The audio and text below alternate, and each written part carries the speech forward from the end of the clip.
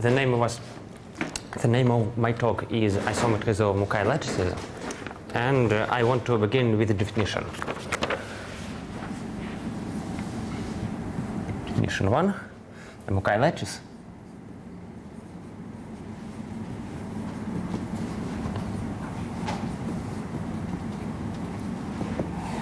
is a free, finitely generated abelian group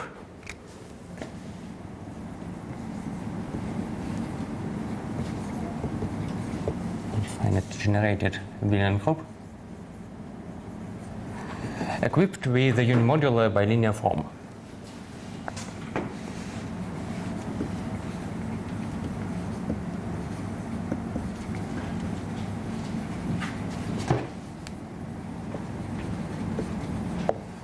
Note that this form is not necessarily symmetric. And right now I want to give another definition. A basis.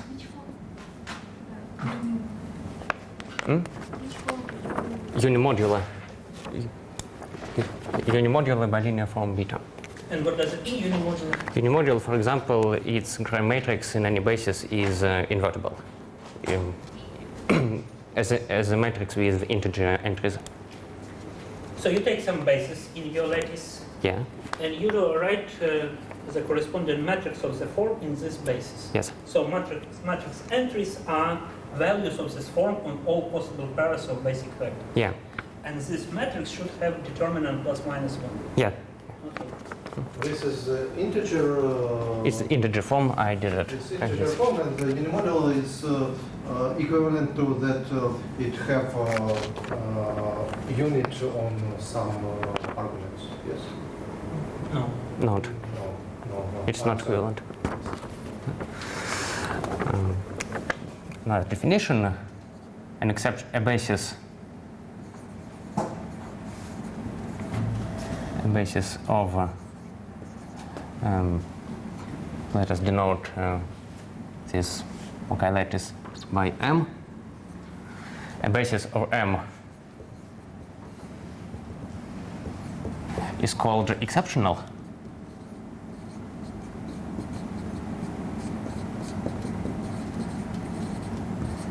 if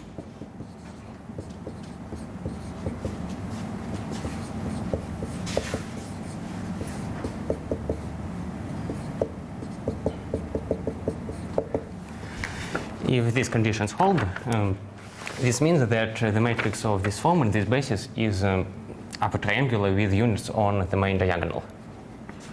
Your linear form is not symmetric. It's not symmetric. Well, these definitions are very general, and now I want to pass to a more specific situation in which Mukai lattices emerge naturally. Suppose we have an algebraic variety X.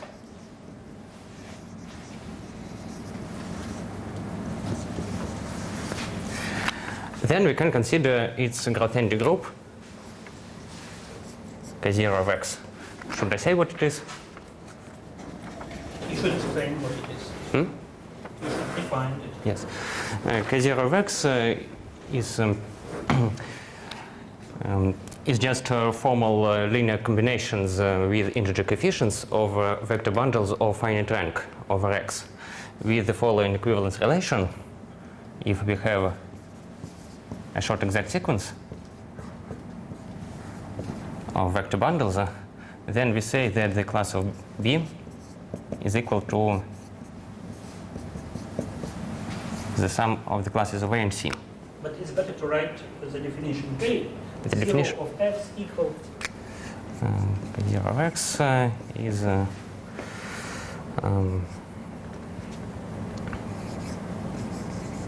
formal linear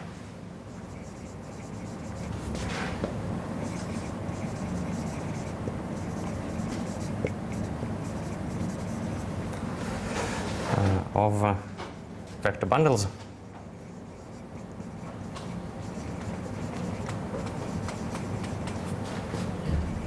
of finite rank.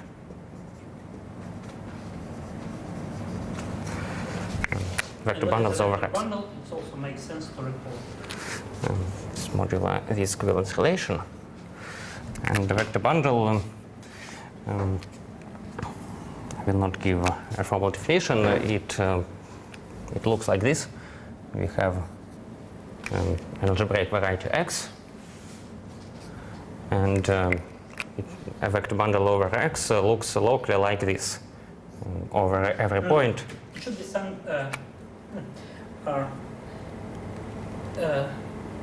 я забыл по-английски существительное.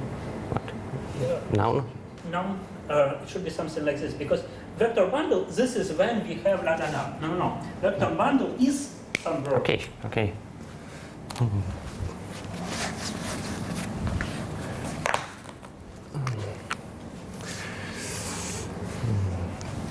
Okay.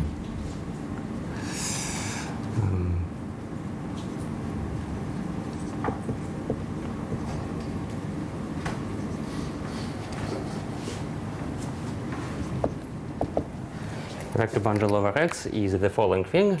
It is a topological space. In our case, it is probably an algebraic variety E. This is some algebraic variety E. With a morphism, with a surjective morphism to X, such that X can be covered by some open chats, Ui, such that the inverse, the preimage of every chat, it looks like this. Is isomorphic to X. Not X. UI. Thank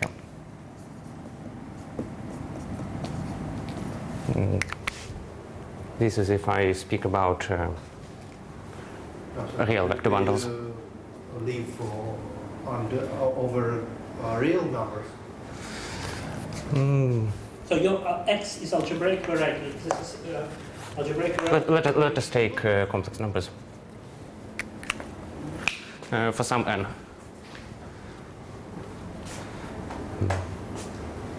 Okay. No. If you think that this is the end, no. What is the vector bundle? And it's not just abstract isomorphism of preimages with such direct products. You need more.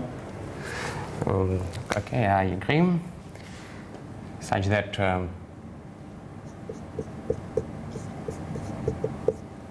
the fiber over any point P next is Cn. Is this vector space, and also the translation functions between any two chats should be regular functions if we speak about algebraic varieties. And what are these functions? Can you define it?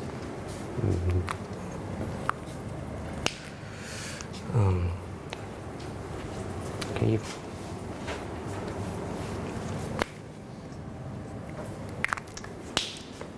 I'm a little confused with this. Sorry.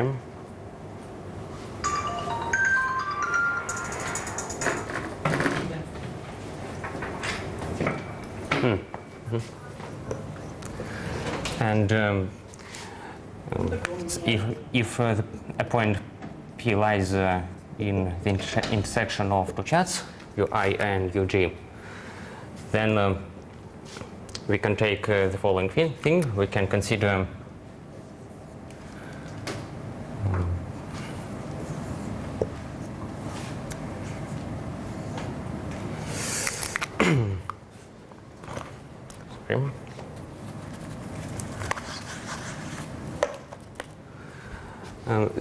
these isomorphisms depends on the chat we take, and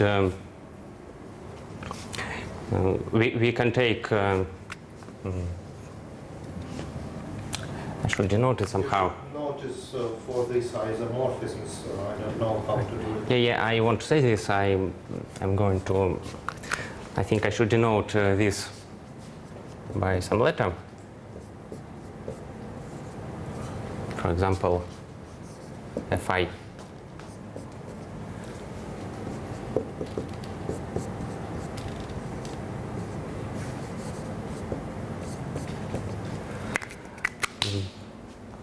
This isomorphism, as I have already said, depends on the chart we take, and if we take two such isomorphisms, Fi and Fj, then we should have that Fj Fi inverse is a linear isomorphism.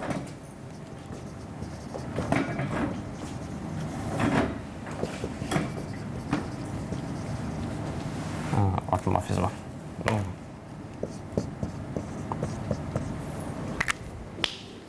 I hope this is all.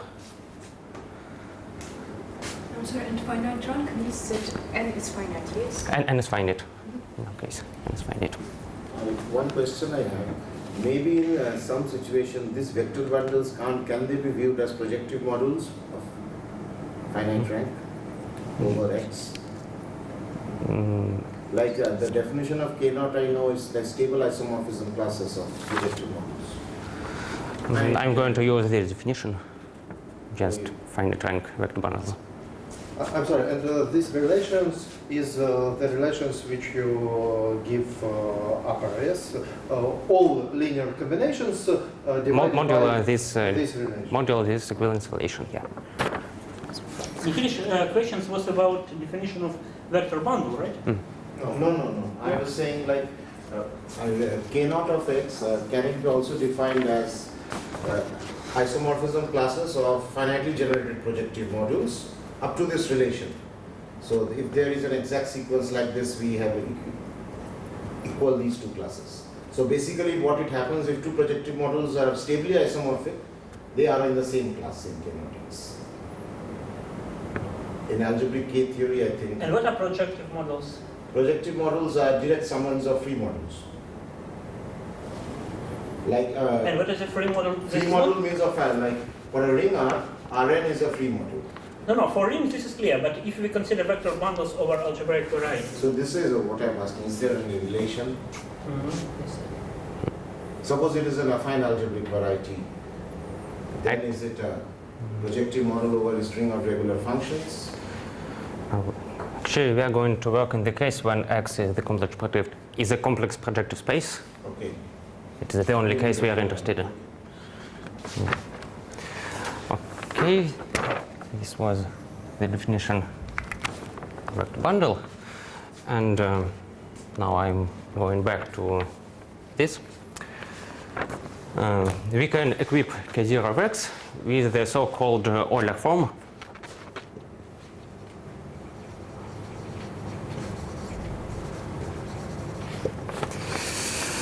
This form in general situation is given by the following formula.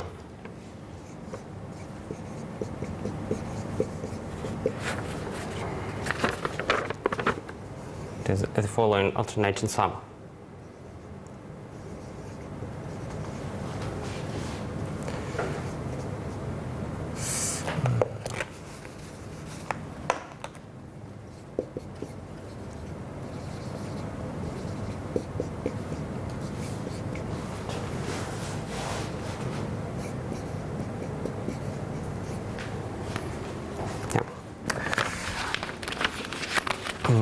I'm not going to explain what this is because without this it makes no sense. You should explain it. No, because I am going to work in a very concrete case when X is the complex projective space, and in this case, this form can be defined another way. Okay.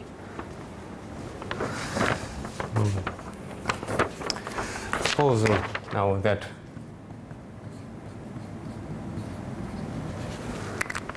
X is CPN, then there is the following result, theorem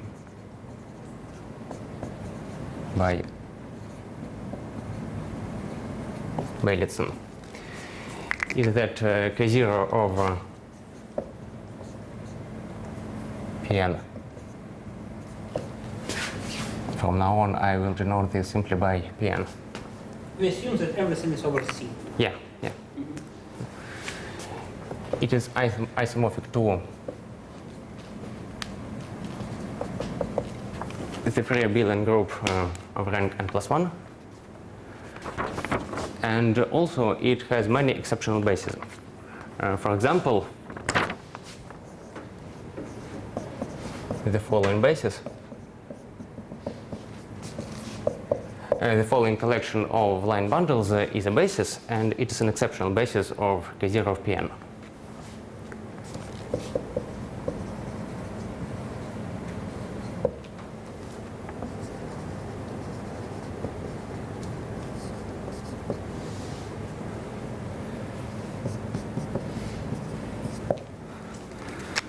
Should I say what this means? Sure. Okay. O minus 1 is just the tautological line bundle, and it is defined as follows. It is the subset of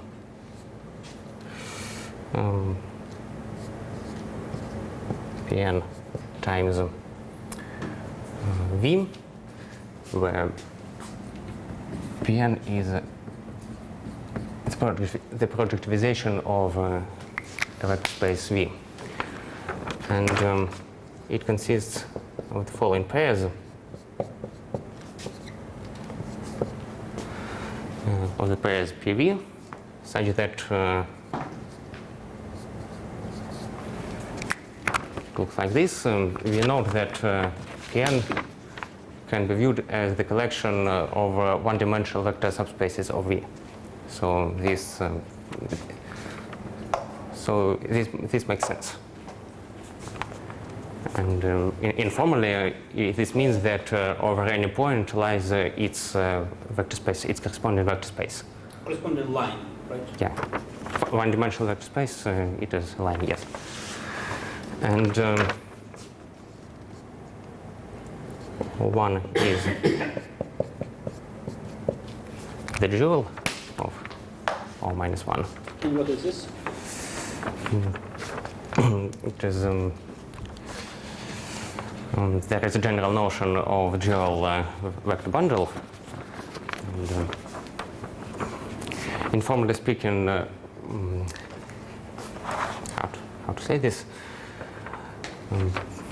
Informally speaking, in this definition, over any point lies some vector space. And to construct a dual bundle, we take instead of the initial vector space a dual.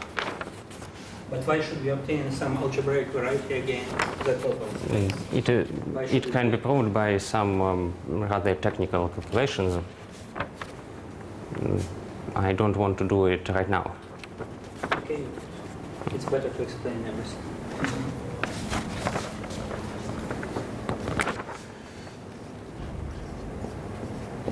And similarly, N is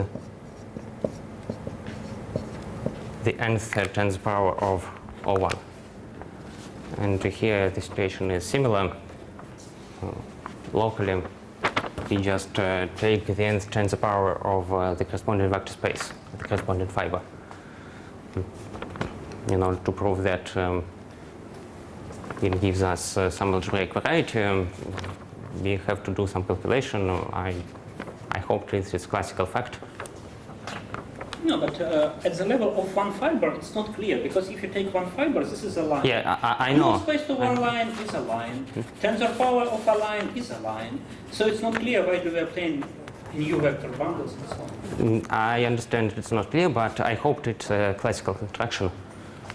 I wasn't going to explain it. I have a question. You said that these are exceptional bases. But for exceptional basis, we need a form. What is the form here? The form is the Euler form, which I did not actually define yet. But I will just write that for the complex projective space CPN, in this basis, the matrix of this form is the following. It has ones on the main diagonal under this diagonal we have zeros. On the second diagonal we have n plus 1, n plus 1, n plus 1. Then the binomial coefficients. And we can rewrite the following formula that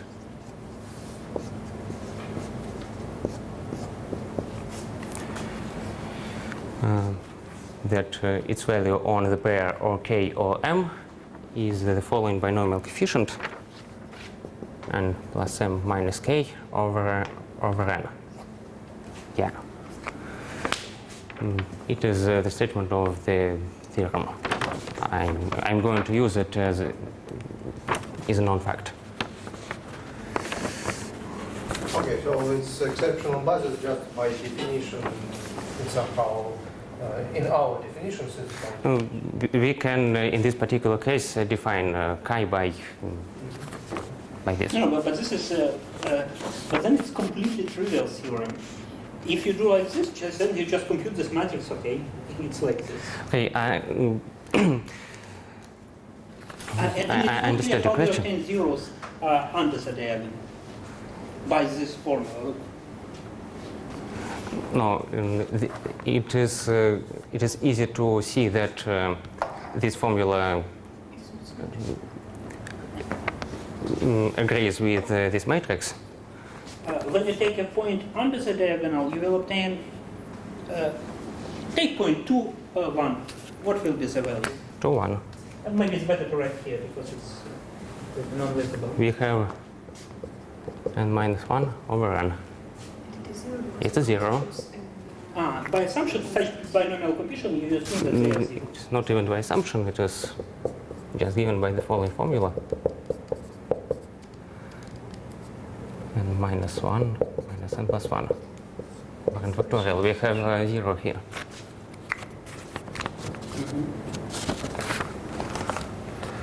Okay, but nevertheless, this theorem is completely straightforward computation of Okay, binomial coefficients.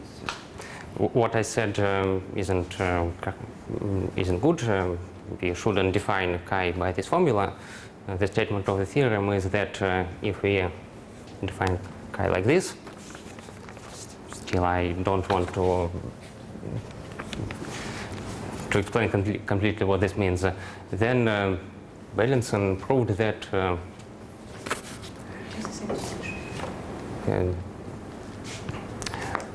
this thing is an exceptional basis of K0 of Pn with respect to this form. So maybe Beldiev computes this Euler form for two line bundles on Pn and obtains this formula with binomial coefficient. And from this, sadly, it obviously follows that we have this matrix and this property. It's more or less like this. Okay, now I want to speak about the action of the Bride group on the set of exceptional bases.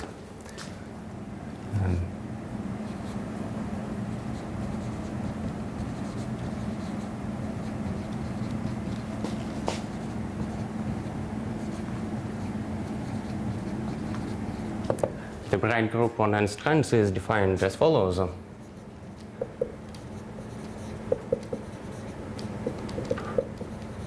It is generated by n generators and following relations.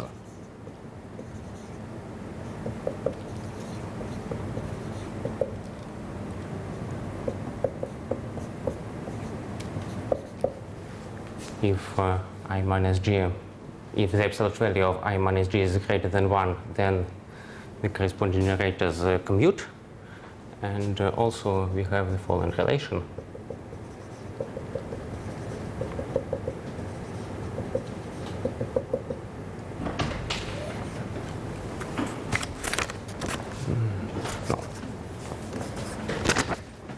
Notation.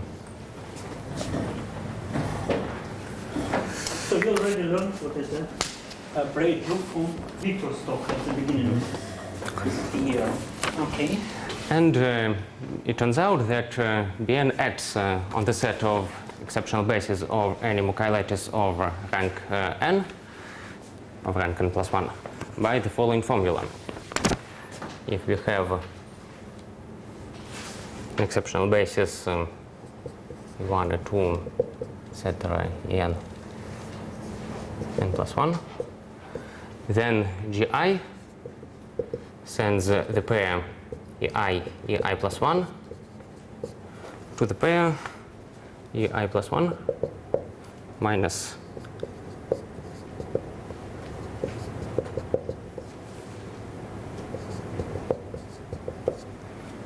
to this pair, and the inverse generator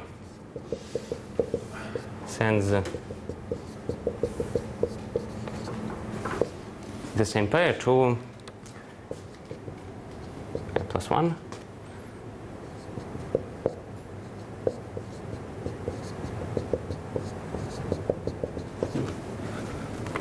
to this thing. And all other vectors of the basis are preserved. Why do you act on pairs, not on vectors? No, I act on vectors. It's just convenient to write it like this.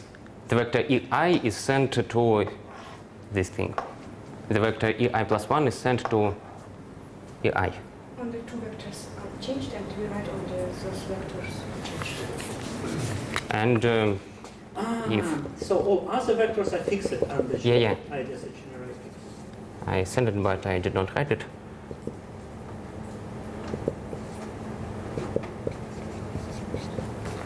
And similarly for yes. It is straightforward to check that this is indeed an action.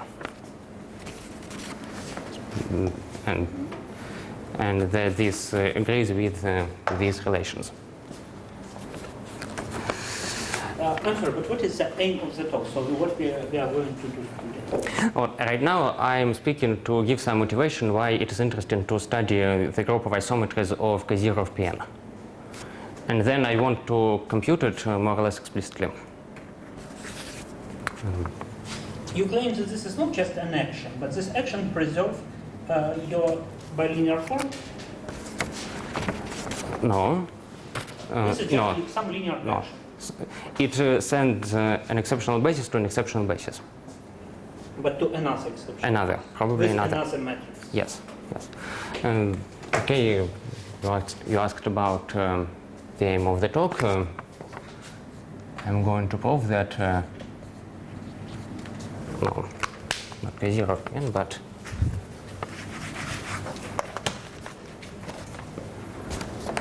the group of isometries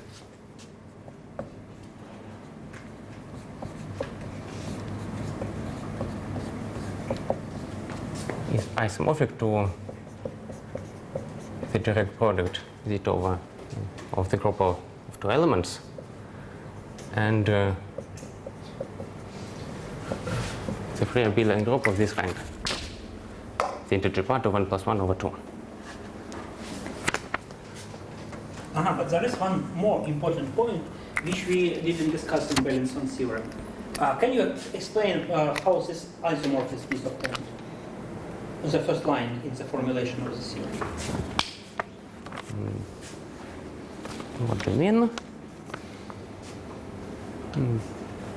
The first line? Yes.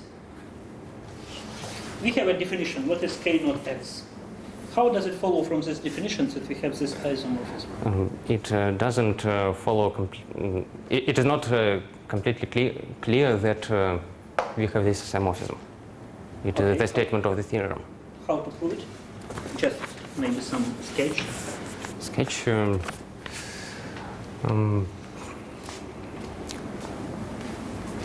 So we should somehow use this relation to write any finite rank vector bundle as a linear sum of these bundles.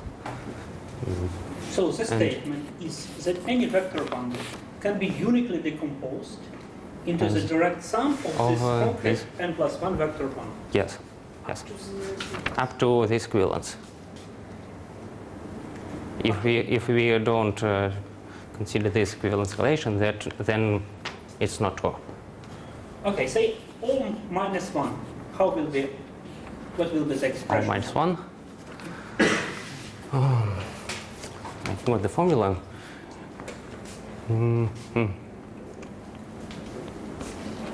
First of all, we know that all vector bundles for projective space is a direct sum of line bundles, right?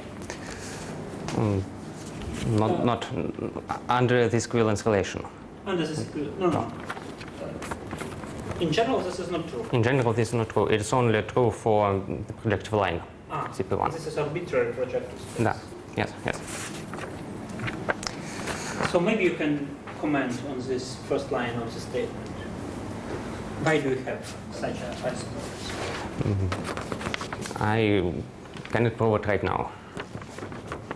Okay, and in the concrete case, or minus 1? Or minus 1, it is...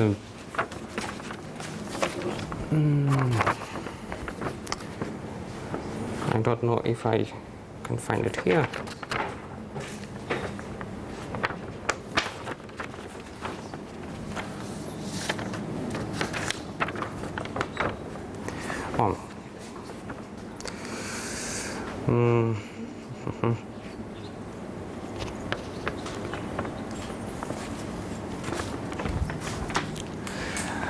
I can say that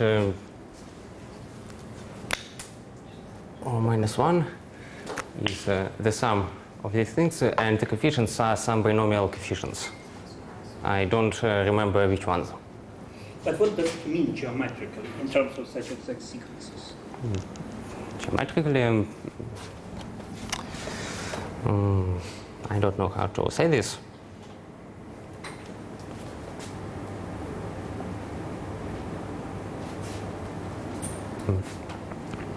I don't know how to explain this in a more meaningful way than to say that there are some exact sequences, maybe a large number of such exact sequences that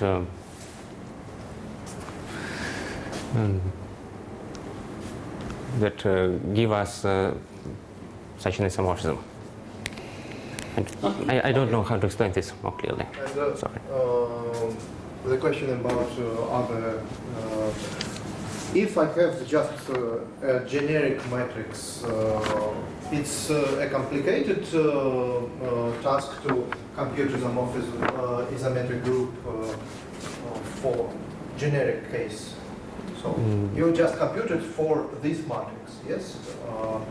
There is no algorithm which computed for generic case. I have a matrix, something like I hope not. orthogonal group. No, I'm afraid no. Because even in this case, it is quite a non-trivial proof. And in general, there is no algorithm which allows to compute it. This is just a part of orthogonal with respect to this matrix group, which preserve our lattice, yes? Or not? No. It's part of the general linear group. Orthogonal group, this is with respect to symmetry. Symmetric group, this is with respect to skew symmetry. Oh, And not mixed, orthogonal, but... and mixed cases, they are difficult. Okay. We can only say that it is a subgroup of the general linear group. And what I'm talking about now is to give a motivation why it is interesting to study the group of isometries with zero Pn. I didn't write yet the main conjecture.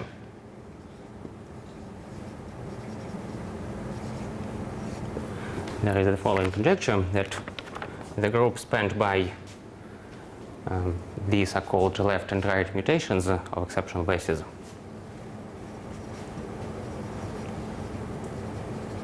Mutations plus the isometries of the lattice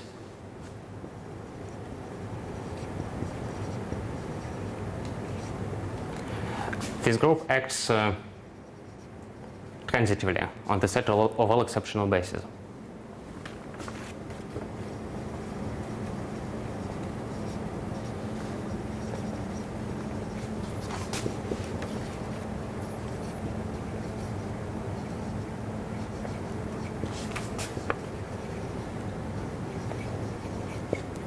And what are mutations? One more. Left mutation is this thing. So group generated by mutations is a braid group by definition. No, braid group, the braid group acts by these formulas. And this transformation, which sends EI to this vector, EI plus 1 to EI, and preserves other vectors, it is called a left mutation. So this is a generator of the braid group. Yeah. GI is the generator of the braid group. And you take all mutations, I take all mutations. and they generate the whole braid group. Not the braid group. I take all GIs. All GIs generate the whole. I don't All GIs and all GIs inverse. They generate the whole braid group, yes. So this your group is generated by braid group and isometry. Isometries. It acts on the set of exceptional bases.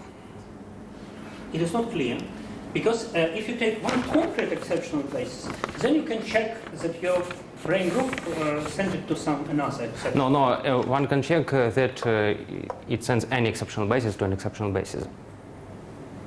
It is a straightforward computation. So in such transformations, they preserve the property of this Gram matrix to be upper triangular. Yes. It does not depend on this matrix, actually. One can define this section for any Mukai lattice, not necessarily for K0 of Pn. And the conjecture says that if we take K0 of Pn, then mutations plus isometries act transitively on the set of all exceptional bases. And this conjecture is proved only for n equal to 2 and n equal to 3. And for general n, this question is still open. And this is why it is interesting to ask what is the structure of the group of isometries of K0 of Pn, because we know the structure of the braid group. And the next natural question to ask is what can we say about the group of isometries? But this question has nothing to do with algebraic geometry, right? You take just a lattice of rank n plus 1. You take a basis, standard basis. You consider the bilinear form given by this matrix. And you do what you do. Yes, this question is purely algebraic, we can say so.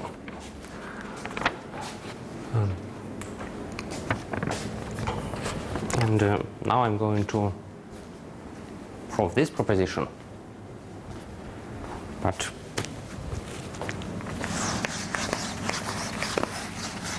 the proof I'm going to give is rather indirect.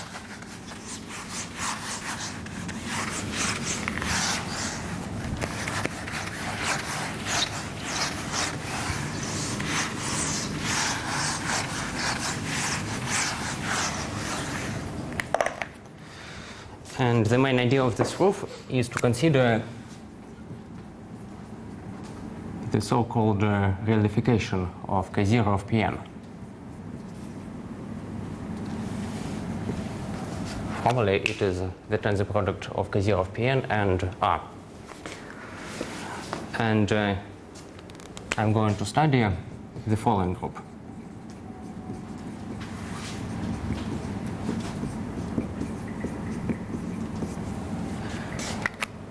Note that the group we are interested in is a sum group here. And there is the following proposition. It is written here. Proposition.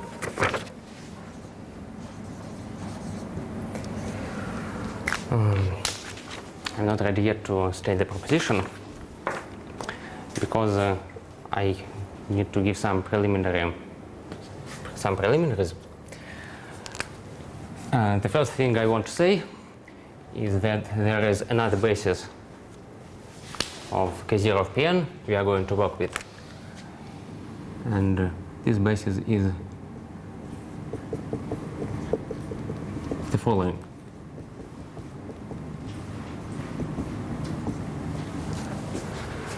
And here y is the restriction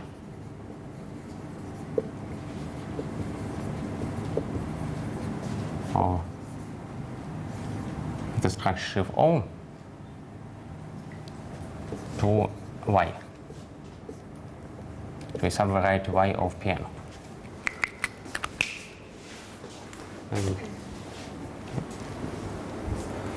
And it is also a basis which is useful to us. Are these projective subspaces included in Yes. each other? Yes. We can take them arbitrarily, but yes, they are included in each other. And there is the following instruction. No, maybe I lost. What is written? It's a basis. It's another basis of K0 of Pn. Consider some special vector bundles where every next is Or Pn, or Pn minus 1, etc., or P0. Let's say are line bundles over different spaces. Formally, yes. Formally, we should take the inclusion I of Pk to P.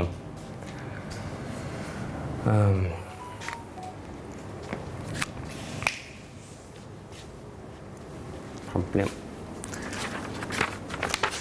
I'm saying. We can somehow extend this vector bundle from the subspace. Yes. We. This is what I want to do.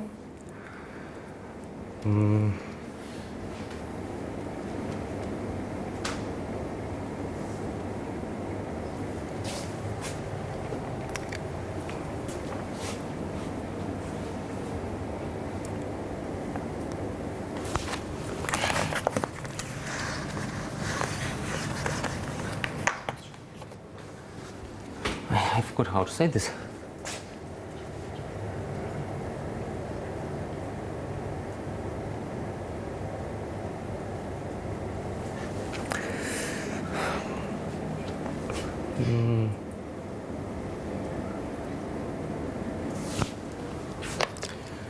Probably because it's more convenient here to speak about sheaves, not about vector bundles.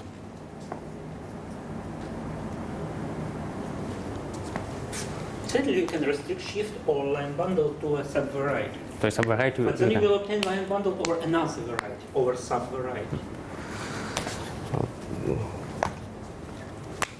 Actually, if we are speaking about OP0, then it is the so-called skyscraper sheaf.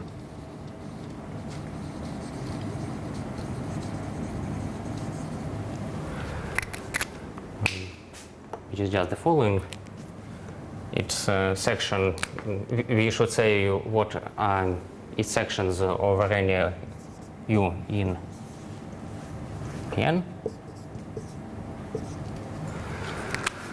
And the definition is the following. If we take P, which is the unique point lying in P0, and if P does not lie in U, then we say that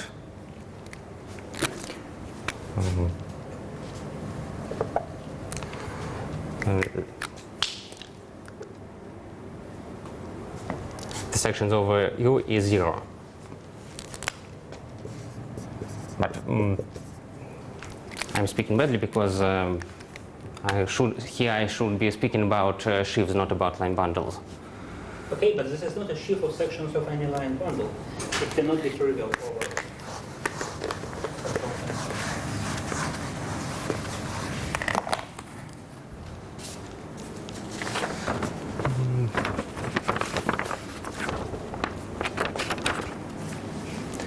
Actually, there is one way to say this. Vector bundles in terms of devices, or it is about line bundles? We can express these things in terms of this basis. in terms of this bundle, and write them as probably linear sums. And for example, OPN is just O, and OPN minus 1 is O minus 1.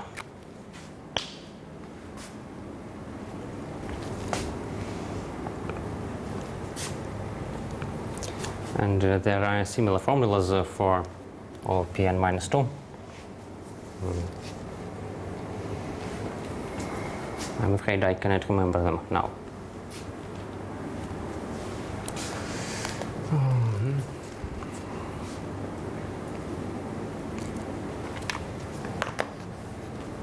We will not need them.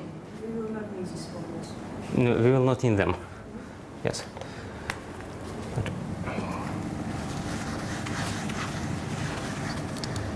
Rather erase this. And what I want to say is that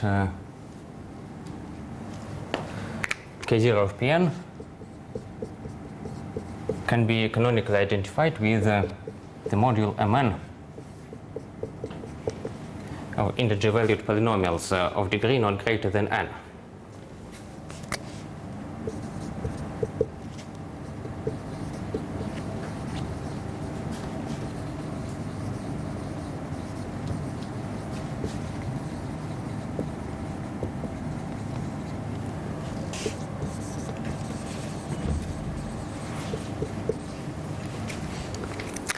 And this identification looks like this. We send OM to the polynomial which we will denote by gamma n t plus m t plus m plus n. And this is the following thing. It is a binomial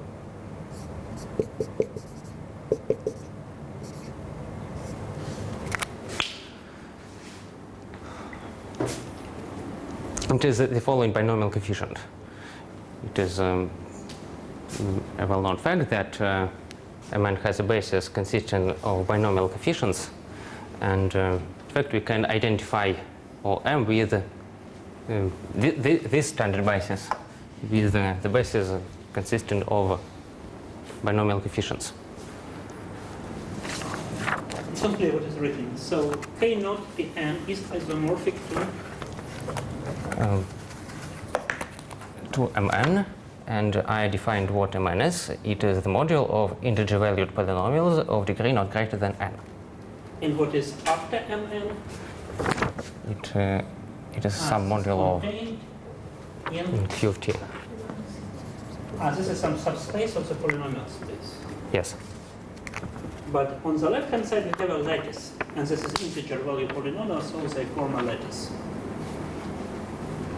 Integer-valued polynomials, yes. And I already said that this module Mn has a basis consisting of binomial coefficients of this form. And I say that the following standard basis of CPN can be identified with this one. And this identification is convenient, for example, because there are some standard operators acting on K0 of Pn, which can be expressed in terms of the differential operator acting on here. But the problem is that, yes, we have the differential operator acting on the polynomials with rational coefficients. But the bad thing is that this operator can send an integer-valued polynomial to outside of Mn. So we have to consider this thing.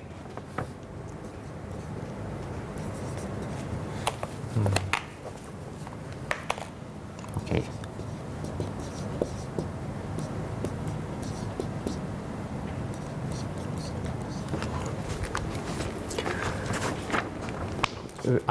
I have to consider the tensor product of K0 of Pn and Q and continue this identification to this one.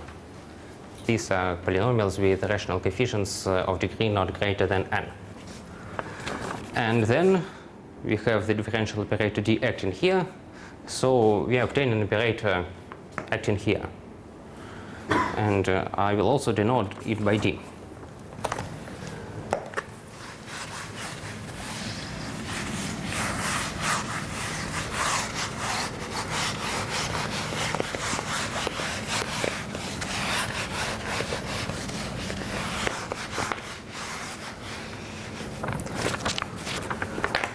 And for example, why it's useful, because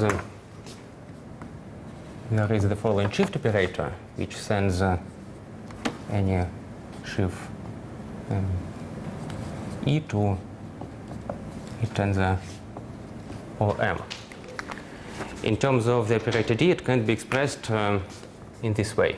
It is just the exponent of E or of MD.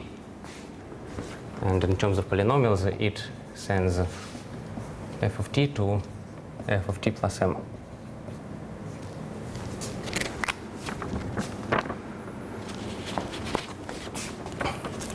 And now I'm ready to state the proposition. I recall that I want to speak about this thing. And the proposition is the following. This group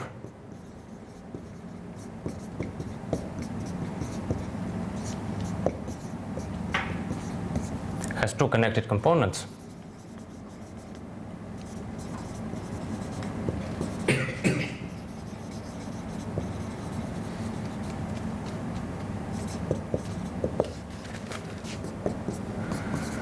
The second one, that if we consider the identity component, which I denote like this,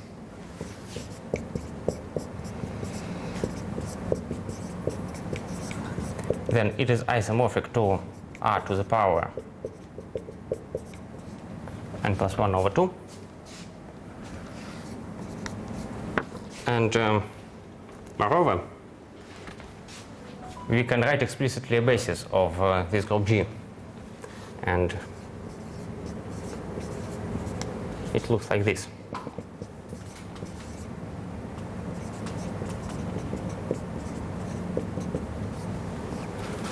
That is the exponents of odd powers of the operator D.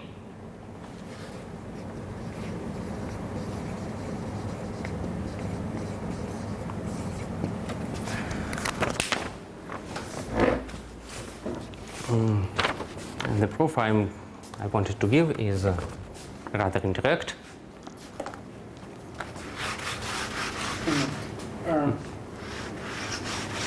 It's not I'm not clear. sure. What? Let us consider this group isometry of the real vector space equipped with this bilinear form. Right? Yes. You claim that this group contains two components. This is linear.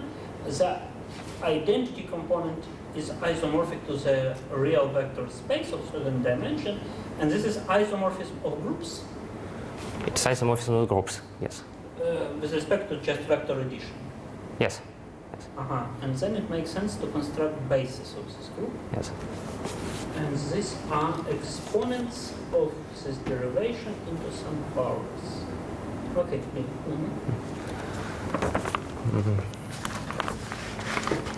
Oh, I need this formula.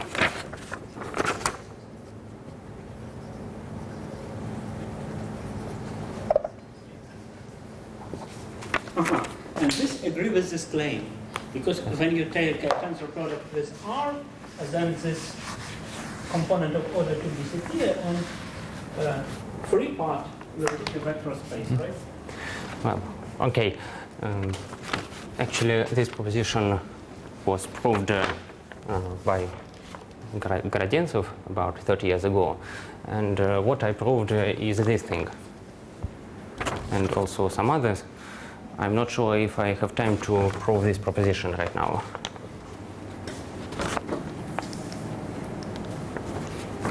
So I will probably show how to deduce this claim from this proposition. And probably I will compute some isometries in particular cases.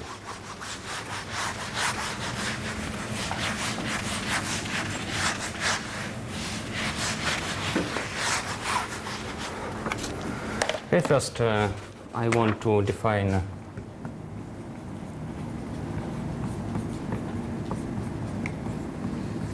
this group. I cannot simply say that it is the identity component of the whole group because this group is discrete. So I should write like this.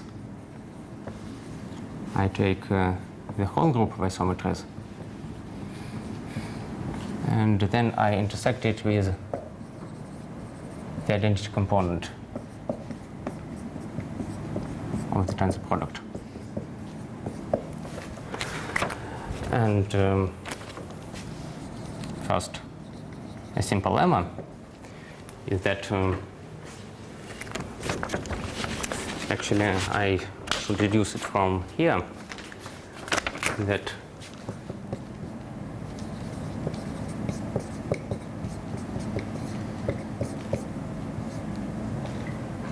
this group I obtain is a subgroup of index 2 in the whole group of isometries.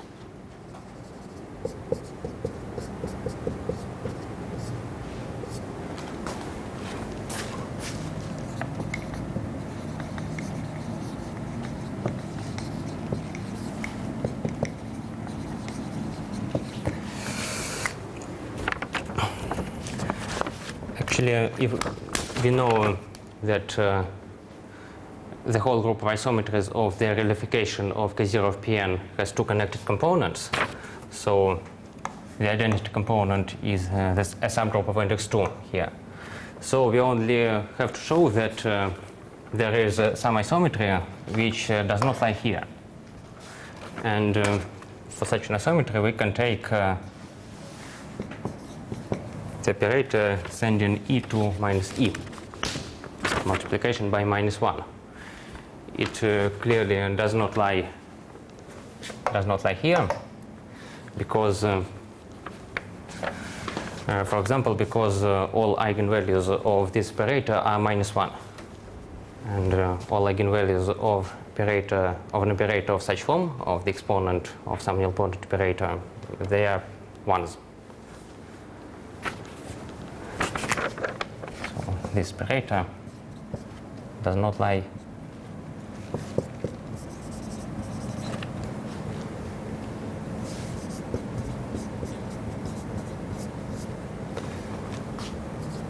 here. And now how to prove this claim? Clearly, this group is a discrete subgroup of the realification of the group of isometries of the realification. So it is some lattice in r to the power n plus 1 over 2. And we only need to show that it is a lattice of maximal possible rank. So its rank is n plus 1 over 2. For this purpose, we just need to find n plus 1 over 2 linearly independent elements. And I claim that they can be chosen in the form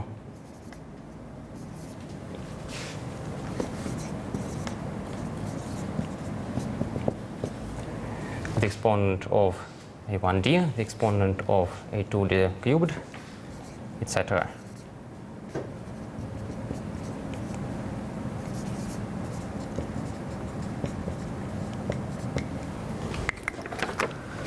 For some integer numbers ai. Why can we do so? Because the exponent of ai d to I minus 1, it is something like this, the identity operator plus this, etc. And note that d is a nilpotent operator, so this series is actually finite, and its coefficients are some real numbers, or some rational numbers. So if we take, for example, ai equal to n factorial, then all these coefficients become integer. And so we obtain that this operator sends the lattice k0 of Pn to itself. And also note that you can write explicitly the inverse of this operator. It's just the exponent of minus ai d to the power 2I minus 1. So this operator not simply maps the lattice to itself, but it maps it bijectively. Clearly these operators of such form are all linearly independent, so we have found sufficiently many linearly independent operators in this group. And this completes the proof of this proposition. And to see that it is actually a direct product of the lattice 2 and the group of two elements, note that we have this operator, which is just multiplication by minus 1, which clearly commutes with everything, with any isometry. So we have direct product here.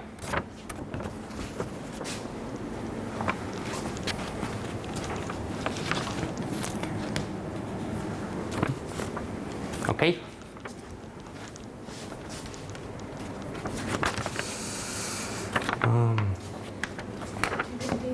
Here it's a proof only n plus 1 divided by 2 elements because of the proposition. Yes, I use here the proposition. We know that we are speaking about some subgroup of this thing, and we know that it is a discrete subgroup. So it is a lattice. We only need to find sufficiently many linearly independent operators.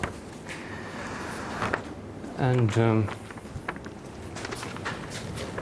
for example, if n is equal to 2, any isometry looks like this, because d cubed is 0 in our case. And we only need to find possible a.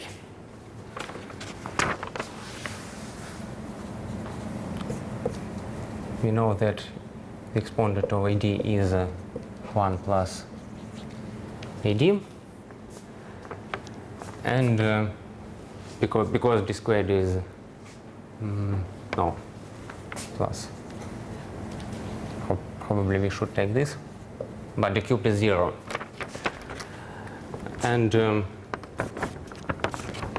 we should see how it acts on t plus 1.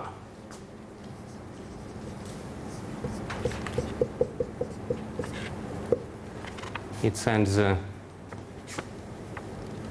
1 sends t plus 1 to itself, plus ad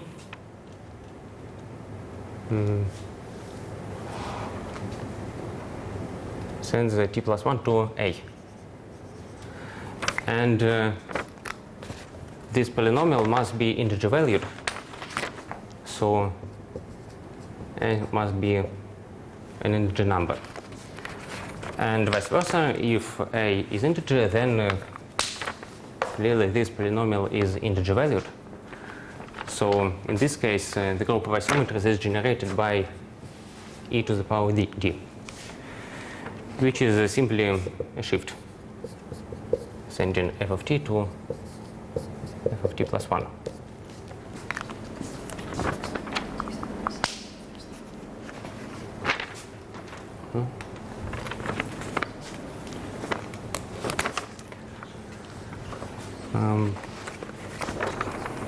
Actually, I can state the following proposition, that if an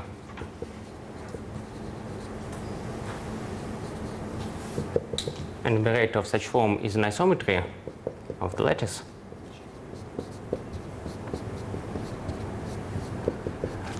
then A1 is necessarily integer. And also in this case,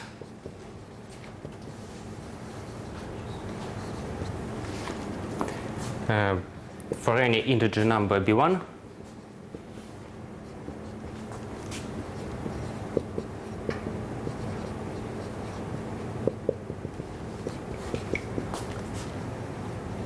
this operator is an isometry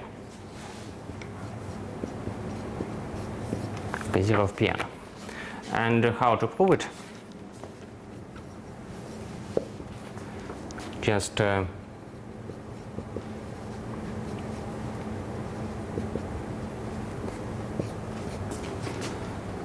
write this exponent as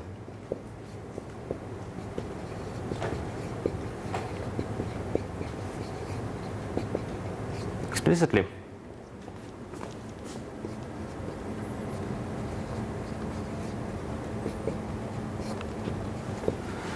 And if we expand the brackets,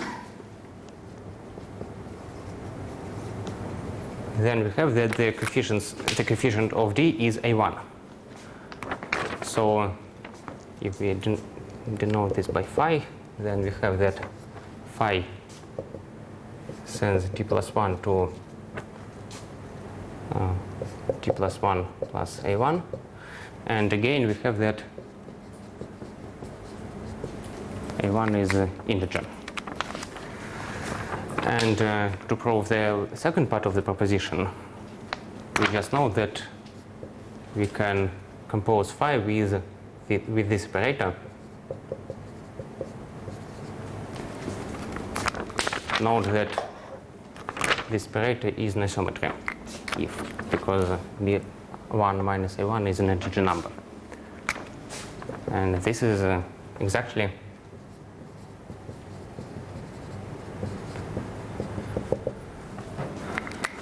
what we need.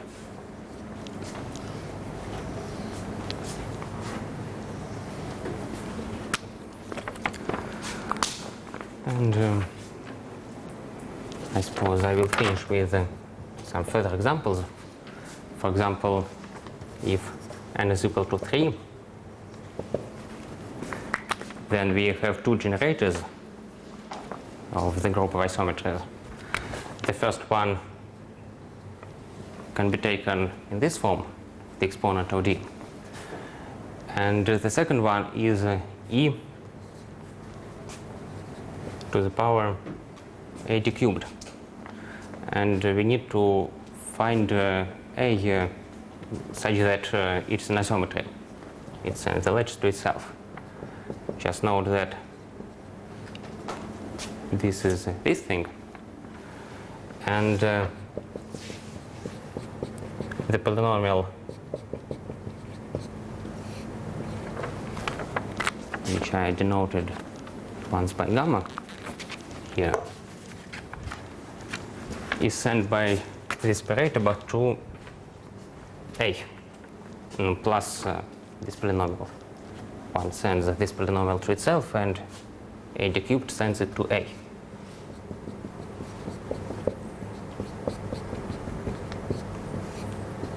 So A must be integer. And the generators can be chosen like this. I try to understand what is the idea of this part. So you have some finite dimensional vector space. Yes. Vector space may be realized in this and that way. You realize it as a vector space of polynomial of bounded degree, right? Yes. But this your form, your bilinear form, turns out to be somehow connected with these polynomials, right? This was the idea. And then derivations, exponents of these derivations, they have something to do with this bilinear form. This identification with with polynomials is useful because we can write the differential operator d, and the isometries can be expressed in terms of the exponent of d. So derivation preserved by linear form or what? Not. The derivation d is not an isometry. It is an important operator. The potential operator also can preserve by linear form, right? No, No. because in some power Okay, it so is. what is the connection between derivation and isometries? Connection, we have a statement that we can choose a basis in the group of isometries in this way. So not derivation, but its exponent. It's exponents of odd powers of the derivation. And how do you check that they are isometries, these exponents of odd powers of derivation? Actually, I was going to prove this proposition, but time does not allow to do it. And this is proved via some tricks with passing to the Lie algebra of this group and working with so-called anti-self-dual operators. And knowing this, that this exponent, that they are isometries, then you find some integer basis, something like this. The idea of the proof is that we instead of computing the group of isometries, we compute its Lie algebra. But this will be commutative Lie algebra, right? Because the group is commutative. When we just stated this proposition and did not prove yet it, we didn't know that it is commutative. It is a commutative group. We just computed Lie algebra by some tools, and it turns out to be commutative. And we can prove that it is isomorphic to this thing, and it is generated by the operators d, d cubed, etc.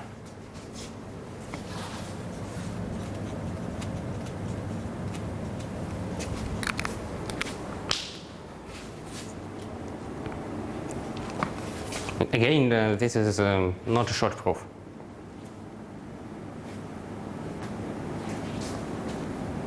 And if we have proved this, we immediately obtain that the basis of G can be chosen in this form. The exponents of the odd powers of D.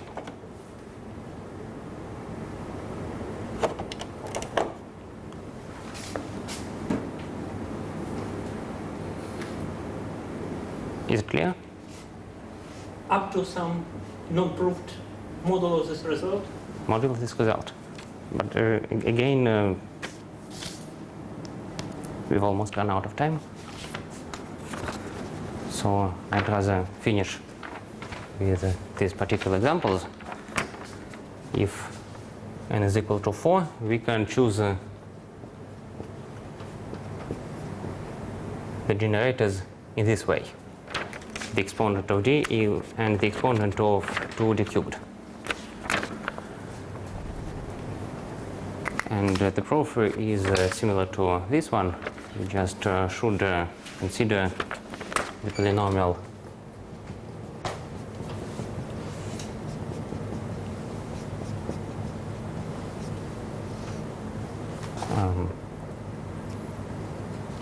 again the polynomial gamma form from here, and we should look how it is transformed by the operator ad cubed, and it is sent by ad cubed. It is sent to a t plus 5/2. So a must be an even number. And actually, it suffices. It is necessary and sufficient condition for this operator to be an isometry of the lattice. So you take some integer-valued polynomial. These fractions, they are integer-valued polynomials. Yes, they are integer-valued polynomials. And they actually form a basis in the module of integer-valued polynomials. And I will finish by stating the result in cases n equal to 5 and n equal to 6 probably.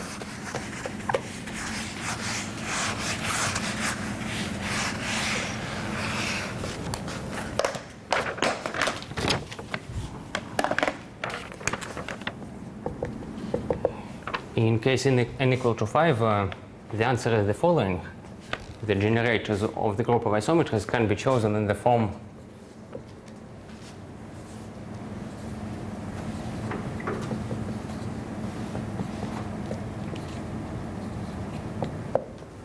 in this way. Note that in this case the generators cannot be chosen like this. We cannot just find some a1, a2, etc.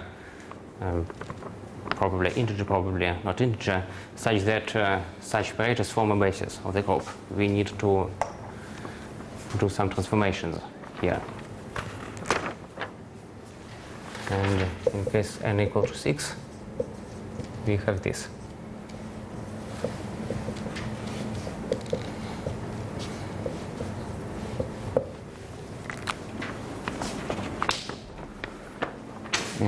The proof is similar to this one.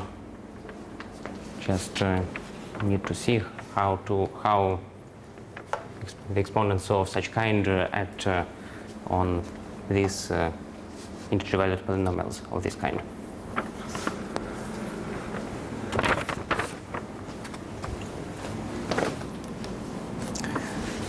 I think I would rather finish here. Okay, thank you very much. So any questions, comments? Do we have a natural interpretation of these exponents in terms of linear bundles? How these exponents act on? I'm afraid the only good case is the exponent of d, which stands, as I have already said, f of t to f of t plus 1. Other exponents don't have such nice interpretation. F of t goes of f of t plus 1. What does it mean on the level of vector bundles? Oh, on the level of vector bundles, this means the following, that E goes to E tensor over 1. And in fact, I was planning to state a similar result. I will do it right now. In this case, if phi is any isometry of K0 of Pn, then phi acts as follows. It sends any E to the tensor product of E and some f phi, where f phi, F4? f phi, Ah, f depending on phi. This is not a number, but this is phi, okay? Phi.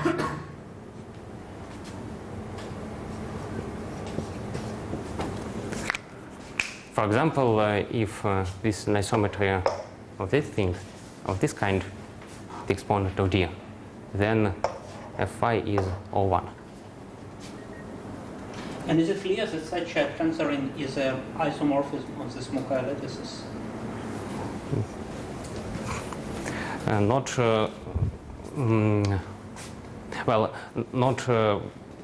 necessarily.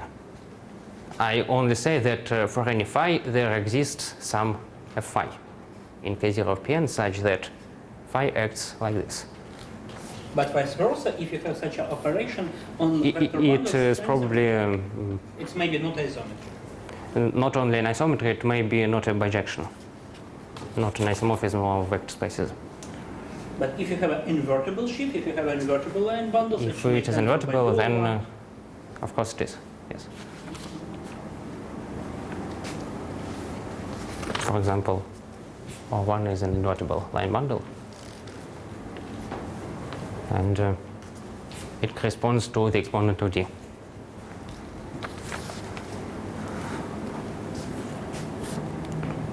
Okay, no more questions, comments?